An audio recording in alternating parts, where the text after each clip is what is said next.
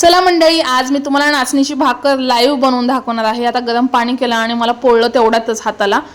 आता नाचणीचं पीठ मी मोजून घेतलंय दोन भाकरींसाठी। आणि भाकरी बनवायचं म्हटलं की मी 1 ते 2 दिवसाला पेपर चेंज करते टोपल्यामधला। आता बांगड्या मागे करून घेतल्या कारण मध्ये मध्ये आल्या ना बांगड्या, मग मला खूप इरिटेट होतं। तुम्हाला पण होत असेल तसंच। इथे पीठ घेतलं, चाळून घेतलं। आता नाचणीच्या पिठाला चाळायची काही गरज नसते, लयच बारीक असतं याचं पीठ। आणि ते गरम पाणी टाकून मळायला घेतलं। तुम्ही हवं तर उकड काढून पण ही भाकरी बनवू शकता, खूप भारी होते उकड काढून। तर जोर लगा की हैया म्हणत मी सगळं पीठ मस्त असं मऊसूत कस लावून मळून घेतलं, उंडा बनवून घेतला हातावरती गोल असा, बघू शकता तुम्ही। आणि पीठ चाळून इथे भाकरी लाटण्यासाठी पीठ तयार करून घेतलं। आता भाकर थापून घेतली एकदम स्पीड मध्ये आणि तव्यावर टाकून दिली। आणि हात भरलेला असल्यामुळे मी भाकरी टाकल्यावर पाणी लावलेला काही व्हिडिओ काढला नाही। भाकर बघू शकता कसली टम्म फुगलेली आहे।